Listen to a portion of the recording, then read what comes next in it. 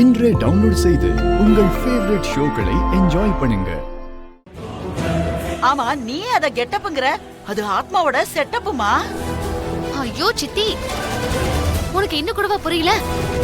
அது ஆத்மாவா இருந்தா அது எப்படி கேமரால ரெக்கார்ட் ஆகும்? நோ டவுட், அது நம்ம கேபி தான். ஆமா மேடம், அவன் கேபி தான். அவன் இன்னும் உயிரோட தான் இருக்கான்.